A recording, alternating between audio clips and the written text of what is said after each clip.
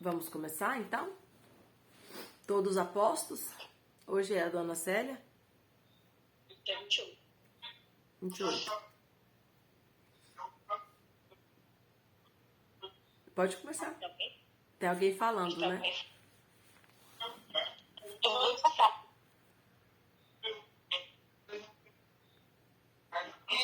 Capítulo 3, verso 1. O privilégio dos judeus à justiça de Deus. Que vantagem, pois, tem o judeu? Ou qual a utilidade da circuncisão? Muita em todo sentido. Primeiramente, porque eles foram conformados aos prostitutos. Pois que, se alguns foram infiéis, porventura a sua infidelidade anulará a fidelidade de Deus? De modo nenhum. Antes, seja Deus verdadeiro. Só um pouquinho, Célia. Tem algum que tá dando interferência. Vê se vai dar certo. Continua. 4. De modo nenhum. Antes seja Deus verdadeiro e todo homem mentiroso, como está escrito, para que sejas justificado em tuas palavras e venças quando fores julgado. E se a nossa injustiça prova a justiça de Deus, que diremos? Acaso Deus, que castiga com ira, é justo? Falo como homem. De modo nenhum, é injusto, quer dizer, falo como homem. De modo nenhum, do contrário, como julgará Deus o mundo? Mas, se pela minha mentira abundou mais a verdade de Deus para sua glória, porque sou eu ainda julgado como pecador? E por que não dizemos, façamos o mal para que venha o bem? Como alguns caluniosamente afirmam que dizemos, a condenação dos quais é justa. Todos os homens estão debaixo do pecado, pois que somos melhores do que eles? De maneira nenhuma, pois já demonstramos que tanto judeus como gregos, todos estão debaixo do pecado. Como está escrito, não há justo, nem sequer um. Não há quem entenda, não há quem busque a Deus. Todos se extraviaram juntamente, se fizeram inúteis. Não há quem faça o bem, não há nenhum só. A sua garganta é um sepulcro aberto, com as suas línguas tratam enganosamente. Peçonha de áspide está debaixo dos seus lábios. A sua boca está cheia de maldição e amargura, e os seus pés são ligeiros para derramar sangue. Os seus caminhos a destruição e miséria, e não conheceram o caminho da paz. Não há temor de Deus diante dos seus olhos. Ora, nós sabemos que tudo que a lei diz aos que estão debaixo da lei o diz, para que se cale toda a boca e todo mundo fique sujeito ao juízo de Deus. Porquanto, pelas obras da lei, nenhum homem será justificado diante dele, pois o que vem pela lei é o pleno conhecimento do pecado. A justiça pela fé por Jesus Cristo. A justificação pela fé em Jesus Cristo. Mas agora, sem lei, tem se manifestado a justiça de Deus, que é atestada pela lei e pelos profetas. Isto é, a justiça de Deus pela fé em Jesus Cristo para todos que creem, pois não há distinção, porque todos pecam e destituídos estão da glória de Deus, sendo justificados gratuitamente pela sua graça, mediante a redenção que há em Cristo Jesus. Ao que Deus propôs como propiciação pela fé no seu sangue, pela demonstração de sua justiça, por ter ele, na sua paciência, deixado de lado os delitos outrora cometidos, para demonstração de sua justiça, nesse tempo presente, para que ele seja justo e também justificador dele que tem fé em Jesus. Onde está, logo, a jactância? Foi excluída. Por que lei das obras? Não, mas pela lei da fé. Concluímos, pois, que o homem é justificado pela fé sem as obras da lei. Porventura, Deus somente dos judeus? Não é também dos gentios? Também dos gentios, certamente. Se é que Deus é um só, e pela fé há de justificar a circuncisão, e também por meio da fé a incircuncisão. Anulamos, pois, a lei pela fé? De modo nenhum. Antes estabelecemos a lei. Amém. Amém. Vamos lá. Olha aqui essa leitura de hoje, como o irmão João sempre fala pra gente criar nessa linha esse foco. Lembra que a leitura de ontem falou sobre a impenitência do judeu e a justiça de Deus, ou seja, eles não se arrependeram e Deus é justo, né? E a justiça de Deus diante desse não arrependimento. E aí perceba que agora está falando sobre o privilégio de Deus, o privilégio dos judeus e a justiça de Deus. Ou seja, é como se Paulo estivesse aqui preparando num ambiente e construindo uma ideia de que, tipo, olha, a justiça de Deus, ela é a mesma desde a fundação do mundo. E a justiça de Deus, ela precisa ser vista, conhecida, tanto pela lei, quanto pela revelação geral, quanto pela lei que está no coração. Quando você não se arrepende, a lei de Deus, a justiça de Deus, ela é estabelecida. Quando você é judeu, a justiça de Deus é estabelecida. Quando você não é judeu, a justiça de Deus, ela é estabelecida. A justiça de Deus, ela é superior à nacionalidade, à lei, à fé, ao credo. A justiça de Deus, ela é imutável e ela transcende a história e os acontecimentos. É como se Paulo quisesse fazer um paralelo de várias coisas e todas elas relacionando com a justiça de Deus. Porque o que ele quer que as pessoas entendam? Como funciona essa justiça de Deus? Isso é muito importante, porque a justiça de Deus não, a justificação é uma doutrina. E o que é uma doutrina? Doutrinas são os dogmas que são imutáveis. É muito importante a gente saber quais são essas palavrinhas, porque a gente, por muito tempo, foi ensinado nas nossas igrejas que se a nossa igreja tinha ou não doutrina, né? Nós que somos, eu quando era da igreja de Deus mesmo, eu ouvia muitas pessoas falar assim, na sua igreja não tem doutrina, né? E eu ficava tão sem graça, mas como assim? Por que a minha igreja não tem doutrina e a igreja dele tem? É porque a gente usava calça, cortava cabelo, então as outras igrejas olhavam pra gente e achavam que a gente não tinha doutrina. Então, só tô fazendo esse parêntese aqui pra gente entender que essas palavras são as palavras que falam de doutrina, são conceitos imutáveis, que é a justificação, que é o que Paulo está tentando explicar aqui, a regeneração, a conversão, a santificação, a glorificação, ok? Então, essas palavras são doutrina. E aqui Paulo está explicando uma doutrina, então perceba que isso é muito importante, isso sim nós precisamos entender. Então, Paulo está explicando sobre a doutrina da justificação. Como que nós seremos justificados? E nós precisamos saber responder essa pergunta. Eu sei. O que é a justificação? Quando você falta no serviço, você tem que levar uma justificação, certo? E é a mesma coisa, você pecou e merece o inferno. E por isso que esse versículo de Romanos 3:23 é um versículo chave, tem que ser marcado, tem que ser decorado. Todo cristão precisa ter esse versículo bem acessível e bem claro. Todos pecaram e afastados estão, ou seja, destituídos estão da glória de Deus. Isso coloca a humanidade em igualdade para alcançar essa justificação. Ou seja, todo mundo pecou e precisa ir para o inferno. Merece o inferno. Mas a gente não quer ir para o inferno.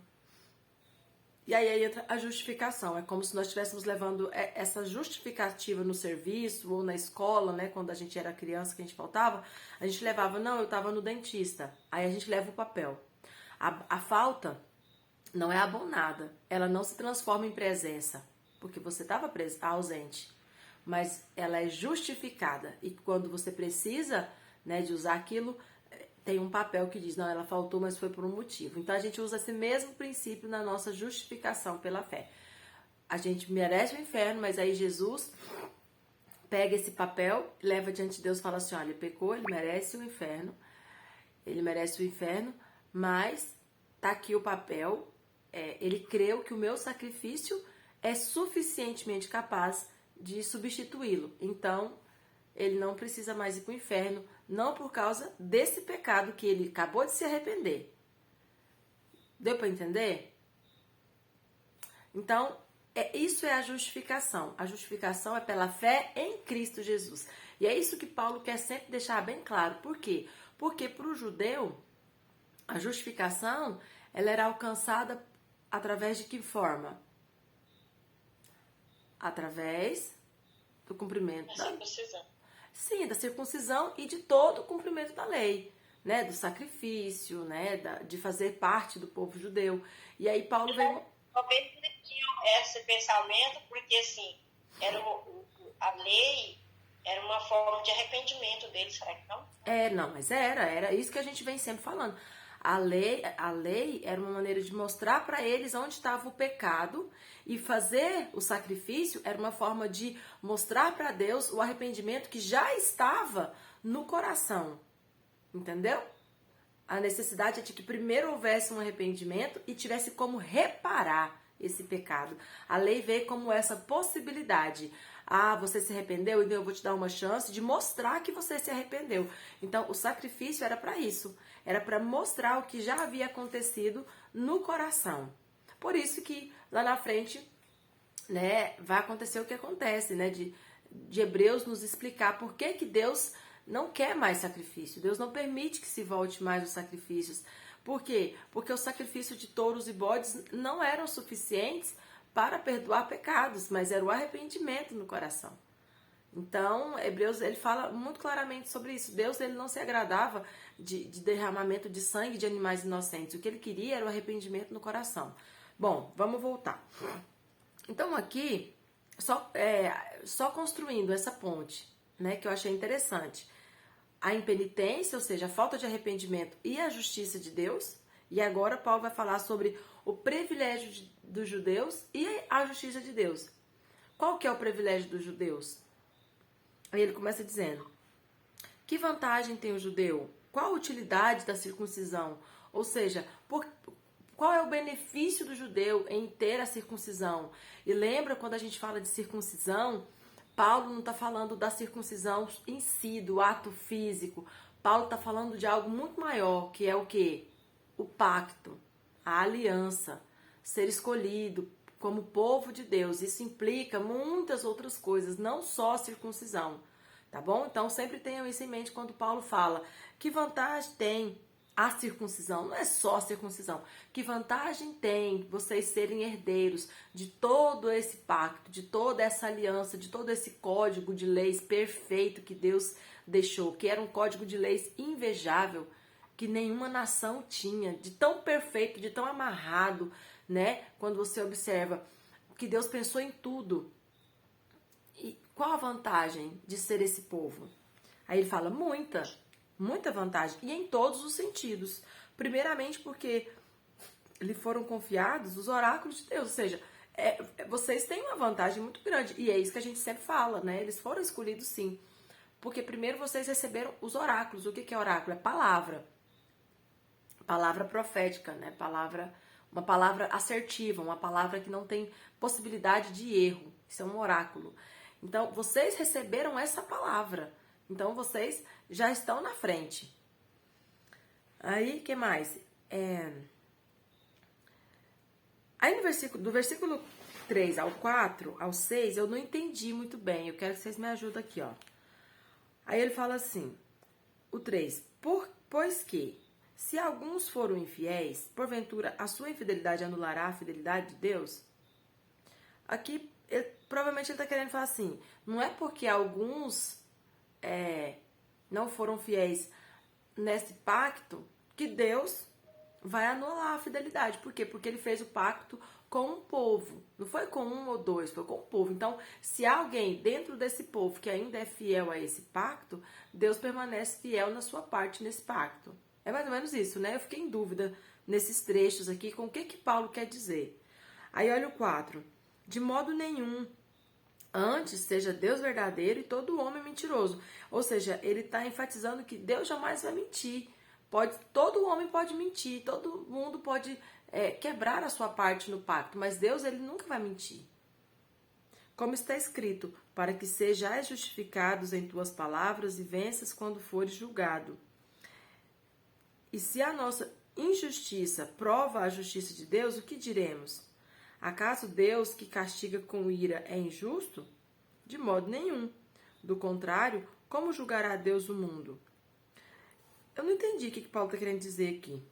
Se ele está querendo explicar, às vezes, o que aconteceu com o povo, né? Os castigos que Deus impôs, às vezes os cativeiros, né? Mas o fato é que ele está querendo justificar alguma coisa, tipo assim, justificar ações que para eles eram ações más de Deus. E Paulo está querendo dizer, olha, por mais que Deus esteja agindo de uma maneira má e que pareça infiel, não é. Eu creio que é mais ou menos... Alguém tem algum comentário sobre essa parte que entendeu algo diferente?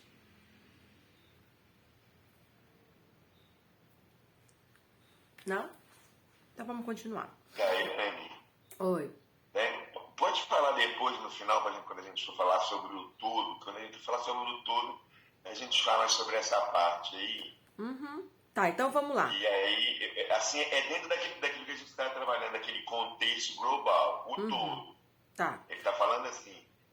Nesse caso aí, a gente vai ter que relacionar lá com aquela história dele estar em Coríntios, com a história que ele está vivendo e com a forma que Paulo vinha sendo tratado pelos judeus. Lembra que quando ele chegava na sinagoga, alguns debatiam muito, o texto até fala assim, eles debatiam muito fortemente com ele, eles não criam em tudo aquilo.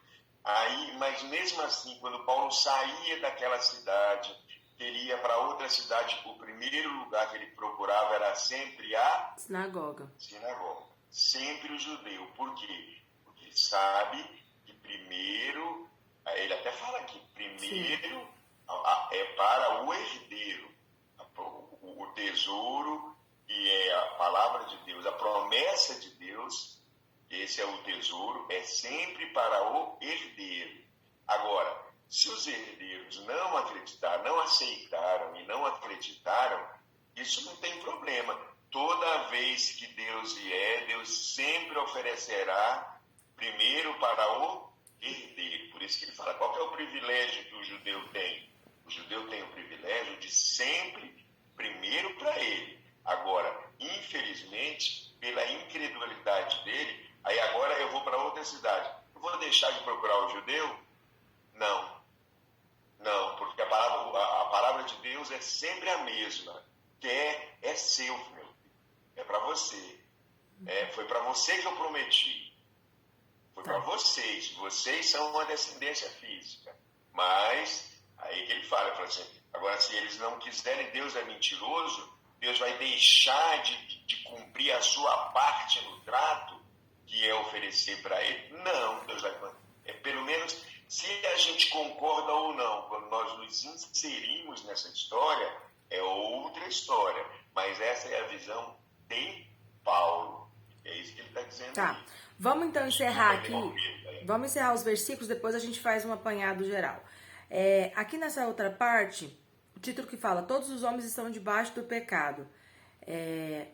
Mais uma vez, essa visão clara de Paulo, de igualar no quesito salvação, no quesito alcance, né, ser alcançado por Deus, ele iguala que agora não é só o judeu que tem o privilégio de ser salvo.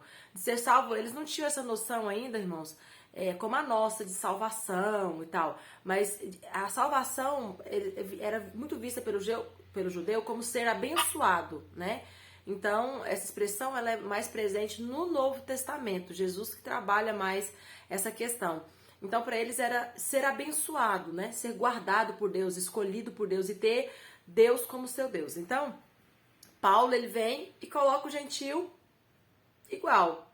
Olha, o gentil ele está na mesma condição. Aquilo que vocês recebem de Deus, ele agora pode receber. E aí Paulo usa, não só, ele usa aqui um argumento contrário, porque ele poderia usar só o argumento de que Jesus ele veio e alcançou todos. Ele já trabalhou isso, mas agora ele usa o argumento contrário, dizendo que se fosse por questão de merecimento, ninguém merecia. Esse é o argumento de Paulo. Então, o critério de Jesus em agora alcançar todos por igual é porque ninguém merecia. Então, assim, já que ninguém merece, eu vou dar para todo mundo. É bem isso que Paulo quer dizer. E aí a gente percebe isso aqui, ó, no versículo 9. Porque ele fala, pois que somos melhores do que eles, né? Dos gentios, ele está falando dos gentios. De maneira nenhuma. Paulo está afirmando. Pois já demonstramos que tanto judeu como grego, todos estão debaixo do pecado. Então, essa sentença, ela é muito clara, né? E ela é muito incisiva. Paulo joga isso de maneira para não deixar nenhuma margem de dúvida. Aí ele fala assim, como está escrito, não há justo, nenhum justo sequer. Então ele cita a própria escritura, ele pega ali um texto para justificar o que ele está colocando agora. Não há justo. Ou seja, não é porque vocês são judeus que vocês são justos. Aí ele vai jogar lá na frente para Romanos 3, 23. E ele fala, todos pecaram. Não é porque você é judeu que você não tem pecado. E você está afastado da glória de Deus. Claro que há toda uma argumentação por trás disso, mas Paulo, ele quer ir direto no ponto. Ele quer ir direto, fala, olha, vocês também pecaram. Não tem como vocês tentar justificar o pecado de vocês. Olha o 12. Todos se extraviaram. O que é extraviar? É desviar. Então, pensa que nós temos que ter aquela visão macro de Paulo, de perceber que eles extraviaram, por quê? Embora fizessem os rituais, não o fazia no coração, não cumpriam com os rituais no coração, cumpriam só, né, nas atitudes, né? Todos se extraviaram, juntamente se fizeram inúteis. Não há quem faça o bem, não há um só. Então Paulo, ele tem o objetivo de igualar e mostrar para o judeu, olha, a justiça de vocês não serve para nada. Se fosse por merecimento, ninguém ia merecer. Como não é por merecimento, todos vão receber. É isso que Paulo está dizendo. Deu para entender isso? Essa colocação? Tá. Aí ele vai dar uns exemplos, né? Que Jesus também já falava disso, sobre sepulcro caiado, e ele vai falar, sua garganta é um sepulcro aberto, suas línguas. Isso aqui ele vai falar sobre características de pessoas que acham que é uma coisa, mas na prática é outra, né? São várias características que são até importantes da gente. Vamos ler porque são muito fortes, ó. A sua garganta é um sepulcro aberto. O que sai de um sepulcro? Defunto, né? Morte. Então, gente, isso aqui é bom pra vocês pregar, ó. Quem tem dificuldade para pregar, isso aqui já é uma pregação pronta, ó. A característica daquele, né, que acha que é justo, mas não foi justificado ainda. A garganta é um sepulcro aberto. Só sai morte. Nossa boca tem que sair o quê? Vida. Com a sua língua, trata enganosamente. Será que tem pessoa que mente? De maneira nenhuma, né? Será que as pessoas enganam? Peçonha de áspide está debaixo dos seus lábios. O que é peçonha? É veneno. Tem pessoas que com a boca, ela destila veneno, ela só traz sentença de morte. A sua boca está cheia de maldição e amargura, só amaldiçoa, só traz coisa ruim, coisa amarga, ninguém, né, você percebe que a boca dela não sai nada de bom. Os seus pés são ligeiros para derramar sangue, quando é para fazer um crime, quando é para matar, quando é para planejar a destruição, o pé é rápido, ó, opa, rápido, vai correndo. Nos seus caminhos, a destruição e miséria. Quem está no caminho dessa pessoa, irmãos, está fadado a ter experiências de destruição e miséria. Isso aqui é tudo verdade, viu, irmãos? É porque aqui não dá pra gente ficar pregando, né? Não conheceram o caminho da paz. Essas pessoas não conheceram, né? Não há temor de Deus diante dos seus olhos. Ora, nós sabemos que tudo o que a lei diz, aos que estão debaixo da lei o diz. Aqui Paulo remete mais uma vez. Tipo, quem tem a lei, pela lei vai conhecer a Deus. Mas quem não tem a lei, sem a lei vai conhecer a Deus. É isso que Paulo está dizendo. Para que se cale toda boca e todo mundo fique sujeito ao juízo de Deus. Ou seja, todos receberão a justiça de Deus. Com lei ou sem lei, Deus vai alcançar e exercer juízo a todos. Porque pelas obras da lei, nenhum homem será justificado diante dele. Pois o que vem pela lei é o pleno conhecimento do pecado. Resumindo, não é a lei que vai fazer você ser liberado do seu pecado. Pelo contrário, a lei vai te mostrar o seu pecado. E se você não se arrepende, pecador do mesmo jeito. Não é porque você cumpre a lei, você faz rituais da lei que você não é pecador. Tá no mesmo nível de sofrer a punição pelos seus pecados. Deus não precisa da lei para exercer justiça. Por quê? Porque mesmo sem lei, a lei já está no coração daquele que não é judeu. Aí a última parte ele diz assim: mas agora, sem lei, tem se manifestado a justiça de Deus, que é atestada pela lei e pelos profetas. Ele está falando sem lei por quê? Porque os gregos, né, os gentios, sem lei, eles percebem a justiça de Deus. Tipo assim, Deus vai ser justo. Deus não precisa da lei para exercer sua justiça. E o que é atestada? É aprovada. Então aqui Paulo, a gente já falou isso várias vezes, mas eu vou falar de novo. Paulo quer mostrar que a lei, ela prova, mais uma vez, que a justiça de Deus, ela é exercida por meio de Jesus. Por quê? Porque um cordeiro que tira o sacrifício do mundo. É o cordeiro, né, que tira a palavra. Qual que é a palavra? É o cordeiro de Deus que tira mesmo. O pecado. É que tira mesmo, né? É, que tira o pecado. Então Paulo, ele quer dizer essa verdade. Olha, não adianta vocês ficarem aí sacrificando. O sacrifício perfeito é Jesus. Ele é o cordeiro que tira o pecado do mundo. Essa é a visão. E aí, isso é a prova. Jesus é a prova, é o atestado. Ai, vamos. Cadê? Aí, Romanos 3:23, que eu falei que a gente tem que marcar e aprender. Aí, vamos encerrar aqui com essa palavra aqui no 27. Jactância. O que é a jactância? Onde está logo a jactância? O que é jactância? Jactância, se alguém quiser conferir, confere aí. Mas eu acho que é orgulho. Jactancioso é que a pessoa orgulhosa, sabe? Tipo assim, eu sou boa demais. Aí Paulo pergunta, onde que está a jactância? Onde que está a exibidade? Na minha época tinha muito essa palavra, né? Pessoa exibida. Onde que está a exibidade? Quer exibir com o quê? Aí Paulo fala, foi excluída. Vai, minha filha, vai lá no papai, vai. Vai lá no papai. Daiane. Oi. É isso mesmo que você falou, é arrogância. Eu olhei agora. Isso. Então, aí Paulo fala, judeu, você quer se exibir com o quê? Não tem com o que se exibir, você não é melhor. A lei só vem mostrar que você peca igual o gentio. Só que você teve o privilégio de ter uma forma, né, de mostrar para Deus o seu arrependimento do seu pecado. E aí o 29 diz, e porventura Deus somente dos judeus? Deus é só de vocês? Deus não falou para Abraão que em ti serão abençoadas todas as famílias da terra? Deus é só de vocês? Vocês agora querem tomar posse de Deus? Não, é também dos gentios. Isso aqui, irmãos, para o judeu ofende muito o judeu. Também dos gentios, certamente. Então Paulo afirma que Deus é Deus também dos gentios. Se é que Deus é um só, que pela fé há de justificar a circuncisão e também por meio da fé a incircuncisão, anulamos, pois, a lei pela fé? De modo nenhum. Antes, estabelecemos a lei. Aqui também eu tive outra pane mental. O que será que Paulo quer colocar com isso aqui? Estabelecemos a lei de Deus. E aí agora eu passo para vocês, irmão João. O que você tem para nos ajudar? Porque esse texto hoje deu alguns nós na minha cabeça. Essa parte mesmo do 3 ao 7 aqui, eu ainda não consegui, assim, com clareza entender o que Paulo quer dizer sobre isso. Mas tudo bem. E aí?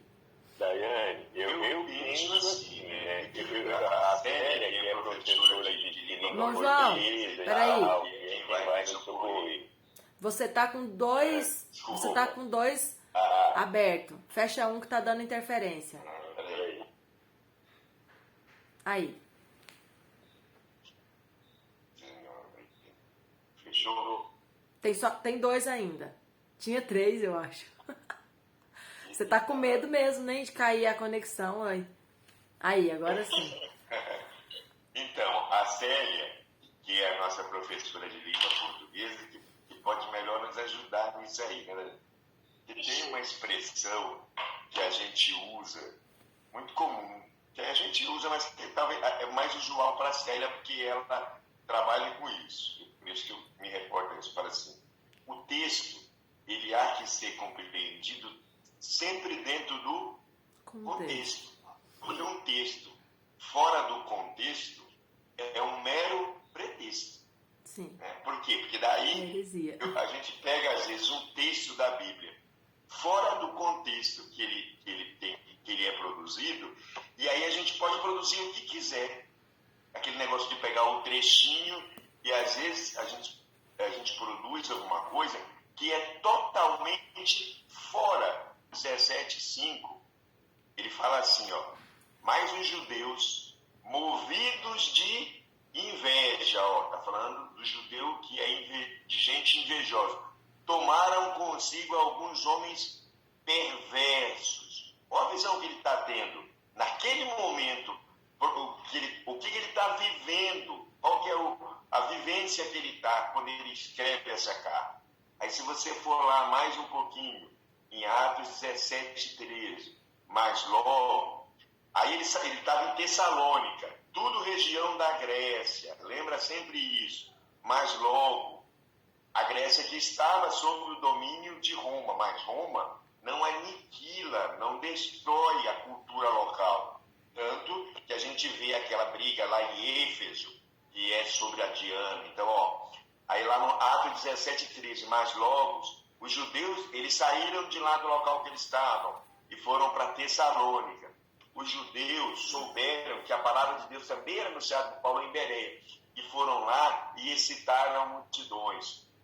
Aí ele fala assim, ó, lá em Atos 18:11, aí ele saiu de novo e foi para outro lugar. Aí ele fala assim, ó, e ficou ali 1 ano e 6 meses ensinando a palavra de Deus, mas sendo Galho pré-cônsul, levantaram-se judeus, fizeram um acordo, ó, concordemente, fizeram um acordo para mentir. Tem um outro trecho que ele vai falar que os judeus mentiram, falando, olha esse Paulo aí, porque como eles não tinham nada para afirmar contra Paulo, o que eles fazem? Esse Paulo aí, ele fica dizendo que existe um outro Deus, e esse Deus é Jesus. O que o judeu está falando? Ele está mentindo, ele está se colocando para o romano como um bom cordeirinho, porque ele não pode matar, ele não pode fazer a justiça. O romano é que tem que fazer isso. Então ele vai lá, e a gente sabe que o judeu ele deveria ser, pela sua própria natureza de judeu, contrário ao romano, porque o romano o subjugava e em tese. Então é desse contexto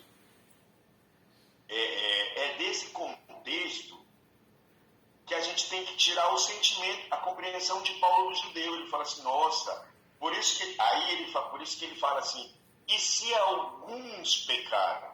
Por quê? São todos os judeus? Não, porque também no texto de Atos ele faz questão de dizer que em todos esses lugares alguns se converteram, alguns ouviram a palavra, poucos, sim, mas alguns se converteram e alguns ouviram a palavra. Então é nesse contexto que Paulo tira essa compreensão do judeu.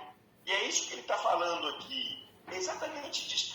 Ele fala assim, poxa vida, esse povo, eles são mentirosos, eles são traiçoeiros. Lembra quando a gente leu lá quantas vezes nesse contexto eles armaram cilada para matar Paulo. Que Paulo teve que desviar, que passar por outra cidade.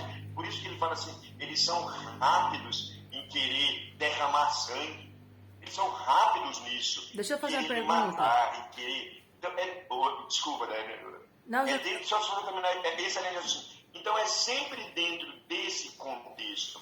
Paulo não está falando só de uma coisa abstrata, do judeu histórico. Ele também está falando do judeu que ele está vendo, vivenciando. E é essa leitura que ele tem. Aliás, dentro desse contexto, a gente pode pensar que ele mesmo, Paulo, antes de ser alcançado pela graça, ele era um judeu exatamente assim.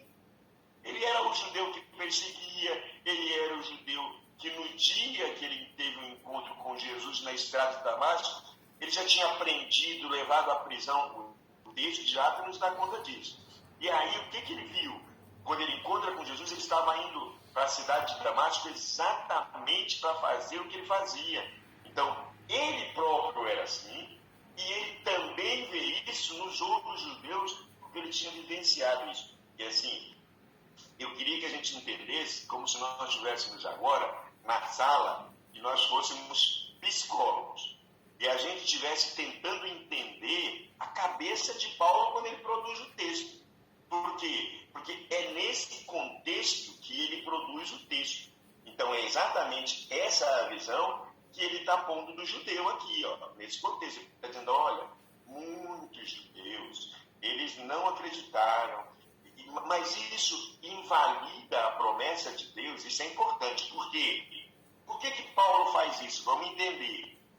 Ele está falando para judeus também de Roma. E ele ainda tinha muitos judeus mundo afora para convencer e para apresentar a verdade de Cristo. Então ele não podia simplesmente dizer assim, olha, agora os judeus ninguém presta, está todo mundo aniquilado. Não, porque ele tinha sempre a expectativa da peneira, de falar assim, eu ainda vou falar para muitos judeus. Lembra que quando ele, numa das cartas, por exemplo, quando ele está nesse momento aqui, lá na frente... Entendi. Então, a questão aqui dessa parte do versículo 4 ao versículo 7, 8, é que Paulo, ele coloca que, tipo assim, se alguns judeus não faziam aquilo que Deus esperava que se fizesse, isso não diz que todos eram assim. Então, na sua opinião, ele está falando também dele, né, da experiência dele, né, de que para com ele muitos judeus estavam fazendo o mal, estavam mentindo, perseguindo. Ok, vamos encerrar, nosso tempo também já acabou, amanhã a gente continua. Deus abençoe.